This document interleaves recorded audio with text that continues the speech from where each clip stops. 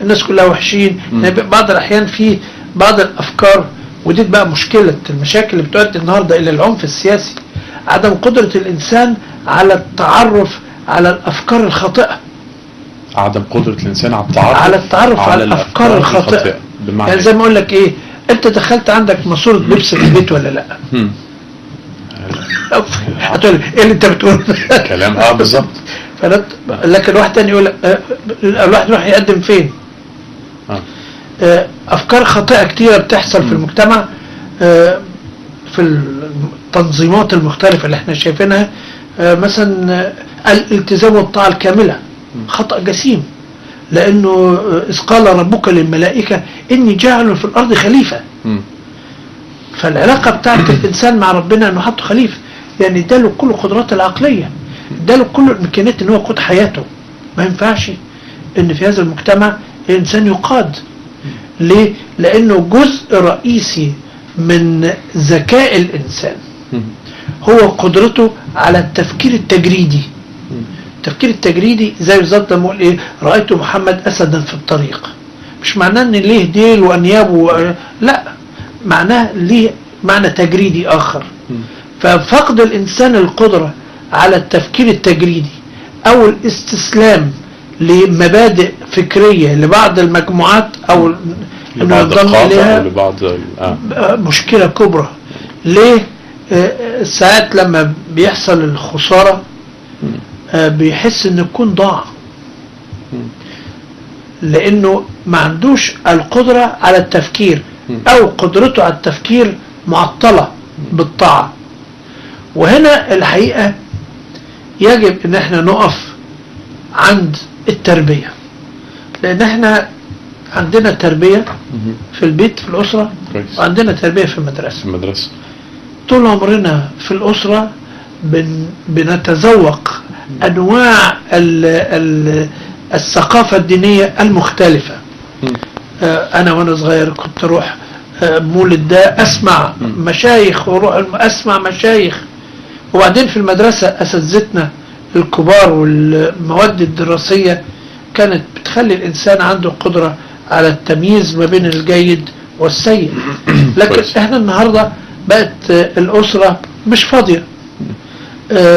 الناس يعني ايه خروجهم الى الاستماع الى الائمة بقى محدود. على واحد على التلفزيون بأعجب بيه، باخد اللي بيقوله مسلم. رغم ان الائمة الكبار زمان كانوا يقولوا لأتباعهم يا بني إن رأيت من هو أفضل مني فاتبعه ودلني عليه.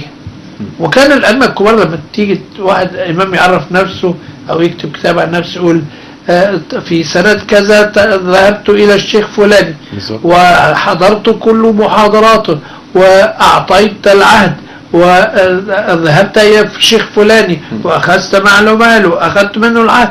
يعني كان كرنبال أو يعني باقات من ظهور الثقافة موجودة. إنما الإنسان إن هو يحد ثقافته على شيء واحد مجمد يأخذ حتى من المال هيطلع من فكر جديد. يعني كل إنسان مننا بيقرأ وبيطلع. النهاردة الشيخ الشعراوي إن ما كانش أرى وأرى وأرى وأرى وأرى وأرى ما كانش أبدع شيء جديد. فإن الإنسان يحد ثقافته على أنه يأخذ ويأخذ من مصدر واحد ولا يكون في أمل منه أنه هو يطلع فكر جديد. احنا بنشوف مثلا النهاردة بعض المجموعات ما نعرفش منها غير القادة، لكن جيوش الأتباع ما فيش عندهم شيء يقولوه. ما بقاش فيه. كان زمان هم قفلوا عليهم الإبداع كما يقال يعني. تمام. يعني كان زمان مثلا ايه تلاقي الشيخ قعد سنين يجيب كتب ويقرأ ويروح، وبعدين ابتدى يعلم الأتباع الناس العاديين. بعد شوية مثلا صياد راجل بسيط في السويس بقى إمام كبير اسمه الشيخ عبد الباسط القاضي وكتب هائلة. واحد تاني طالب بدأ يتحدث. ليه؟ لأنه بياخد الثقافات وبقى عالم جليل كبير في الحتة الفلانية. فالنهاردة الثقافة الإمام مثلا المرسي أبو العباس والإمام الشاذلي والسيد البدوي كانوا يعيشوا مع بعض وتحركوا في شمال أفريقيا حتى استقروا في مصر، وكانوا يزوروا علماء آخرين ويجلسوا في مجالس نقاش. النهاردة بقى كل فكرة مغلقة لا تقبل حتى النقاش، يعني يقول لك هو كده ما فيش غير كده، ودي الخطورة ان احنا بنقتل الابداع. طيب يعني من غير ما نتطرق للجزء السياسي في هذا الموضوع، ولكن بما حضرتك اثرت الموضوع، جماعة كبيرة واصبحت الان في موقف سيء زي ما حضرتك بتقول لبعض الاشخاص عندهم، خاصة لبعض الشباب، نفس اللفظ اللي حضرتك قلته، وهو ان الدنيا انتهت بالنسبة له. كيفية التعامل مع شباب بدون تطرق طبعا للسياسة، ولكن شباب الإخوان المسلمين، طريقة التعامل معهم في الفترة القادمة، يعني لأن طبعا الظروف سيئة، وناس كتير بتتوقع ان هم هينتقلوا إلى الفكر الجهادي والفكر التكفيري وهكذا. أتعامل معهم إزاي أرجعهم للمجتمع مرة أخرى إزاي؟ أولا يعني الشباب عامة عنده تدين كبير، وزي ما قلت لك النقطة انه ما بقاش قادر ان هو يكتشف زيف الافكار، ولكن بلاش نقول زيف الافكار، ما بقاش قادر ان هذا الشباب انه يعرف الحسن والاحسن. سيادتك مذيع كبير، في واحد مذيع بيتكلم في نشاط اخر، يعني في افكار كتيرة.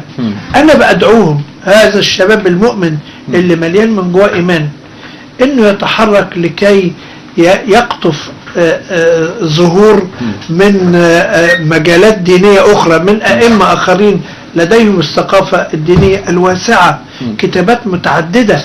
يعني لازم الانسان قبل ما يفكر ان هو يعمل شيء لازم يكون عنده ثقافة. انا النهاردة لما اكون معرفش العلم، مش متعلم وليس لدي ثقافة واسعة، طب ازاي هعبد الله وانا لا اعرف الله؟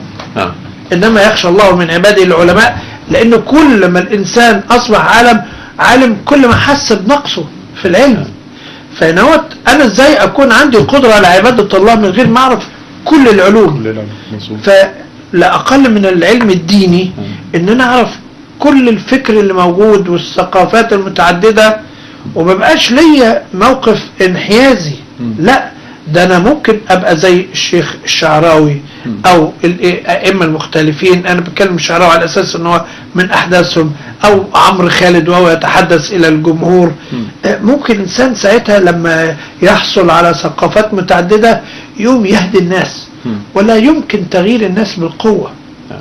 الانسان لا يتغير الا بالقناعه الشخصيه العاليه. الانسان لما بيقتنع بالفكر خلاص انصلح حاله، مش محتاج لقانون ولا محتاج. انا النهاردة وانت مش محتاجين لحد يدينا جزء، لان احنا قصرنا. ليه؟ كل واحد مننا قاعد عمال بيحاول انه يبذل افضل ما في جهده، حتى لو ما كنتش هياخد عليه حاجة زيادة، لكن احنا بنرضي الثقة في الذات والرغبة في النمو والرغبة في الجودة. النقطة المهمة انا ما ينفعش ان انا ابقى ادور على منهج من غير ثقافة، والمنهج ده اذا كنا كلنا اصلحنا انفسنا نصلح المجتمع، مش محتاجين لقوانين. المسلمين في صدر الاسلام لما الرسول عليه الصلاة والسلام هجمته قريش في غزوة الخندق، بعد ما ربنا نصره بالاعاصير العاتية اللي اطاحت بيهم، رفض انه يعمل هجوم مضاد عليه وهم مهللين، ثم خرج للعمرة بسلاح مسافر، رغم ان المفروض بقى دول مغلوبين بقى يطلع يهجم على مكة وياخدها. لما راح هناك ما دخلش مكة لانه عرف انه اهلها في الطريق، هو اخذ طريق وقع في الجبل، فهم كانوا مستنيين في نص الطريق اخر، فاخلاقيا ما رضيش يخش مكة عشان ما يبقاش زي ابرهة اللي داخل يكسر الناس.